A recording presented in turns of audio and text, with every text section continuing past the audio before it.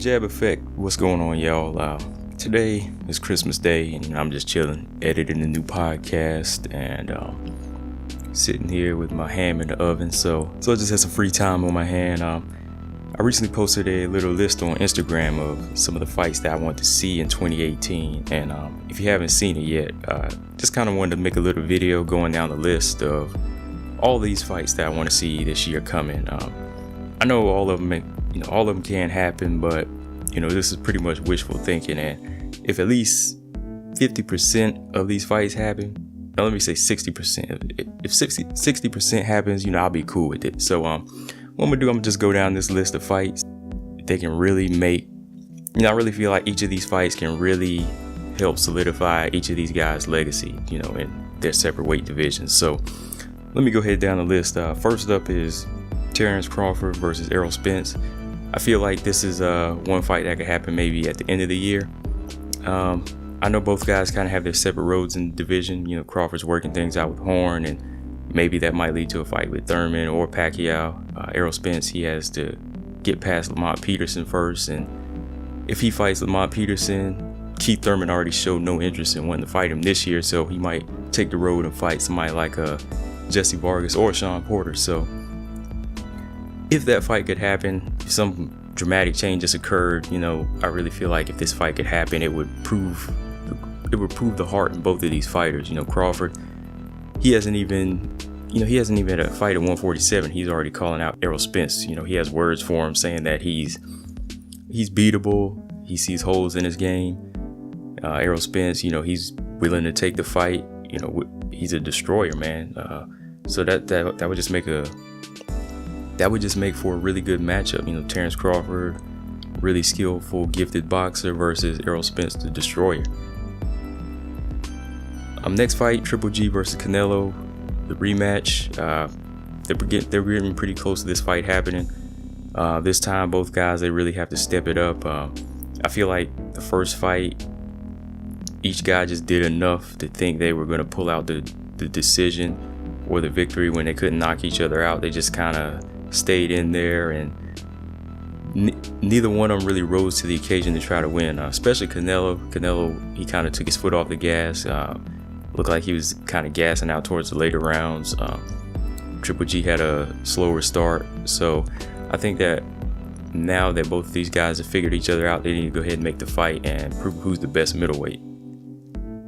Next up, Jermall Charlo versus Demetrius Andrade. Andrade, he's still looking for opponents in middleweight. He's not taking the Sergey Derevchenko fight. He doesn't have a Triple G fight lined up anytime soon. Billy Joe Saunders, we'll see how that goes. But the fight that I would like to see is both of these young lions just moved up to 160.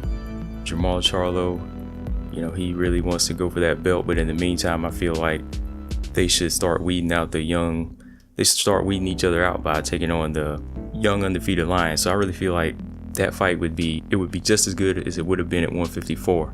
And just knowing the history these guys have, they always have bad blood when they see each other. So that would just make for a really explosive matchup. I feel like somebody's getting knocked out in that one. Next up, Vasyl Lomachenko versus Mikey Garcia. We already discussed this on who's next for Lomachenko. Lomachenko, he really needs that solid opponent who's going to give him the biggest challenge of his career. I feel like he hasn't really had that yet, and I think that Mikey Garcia possesses that determination and potential to really push Lomachenko at, say if this fight took place at 135, that would be cool, or 140. I think that would be a good weight too. But I really feel like that fight would really put either one of those guys on the pound for pound list. Next up, Sergey Kovalev versus Adonis Stevenson. Not Artur Beterbiev, but I would like to see that fight. But Adonis Stevenson, I really feel like, this is his last year. This is his last year to really make the statement that he hasn't made in the past few years since the Chad Dawson fight. Kovalev Stevenson, this was the fight that I wanted to see pre-Andre Ward. That was a time when both guys were at the height of their career, and I really felt that fight would have really proved who's the best light heavyweight. And right now, I think they have that chance to do it again. You know, Kovalev, he kind of, after the back-to-back losses, you know, he started climbing back up. You know, he's getting back to where he was. He has a belt. Adonis Stevenson, you know, he's taking on Badu Jack sometime this year, and I feel like if he takes him on maybe around the summer, this fight could happen by the end of the year. Because by then, maybe Kovalev, he's gonna fight 2 or 3 times, or maybe 2 more times, or maybe 1 more time after his fight March 3rd. And Adonis Stevenson, after the Badu Jack fight, maybe he could get back in there as soon as possible with Kovalev, and they can, you know, weed it out, see who's the best light heavyweight. And he doesn't have much longer to go. You know, he's already 40. Kovalev, I feel like this is his second chance to prove, you know, who is the best light heavyweight. And next up, Keith Thurman versus Errol Spence. You know, this fight is on the tip of everybody's tongue. Keith Thurman, I know he already expressed not wanting to take the fight this year, but I feel like if he wants to prove his greatness and how he can bounce back from injury after he takes on his stay busy fight or his tune-up fight, this fight could happen by the end of the year. It doesn't really need any more build-up. I mean, they both have all the belts, and if they both beat their opponents in dominant fashion and maybe take on one other fight, they could do it by the end of the year, kind of like Ward Kovalev did with a little 3-fight deal and take each other on by the end of this year, November or December. But I feel like that's that one fight at 147 that needs to be hashed out. It really needs to be solved. Whereas Terrence Crawford, he just moved up and he's starting to make noise, but he hasn't had any fights yet. So in the meantime, go ahead and put these 2 on, because these are the 2 guys that I've been watching for a while in the division. You know, both young, powerful, undefeated fighters. So, you know, if Keith Thurman wants to be undisputed, you got to go through Errol Spence.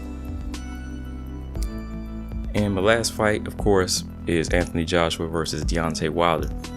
You know, after these guys get past their separate opponents, if these guys can get past their respective opponents, Joseph Parker and Luis Ortiz, they need to go ahead and make this fight by the end of the year or by the summertime. I mean, Luis Ortiz, he's trying to take on Wilder by March, and Joseph Parker, he wants to take the fight with Anthony Joshua by March or April. So this is gonna make for a really big summer blockbuster fight. I mean, Wilder, he's been dominant with his belt.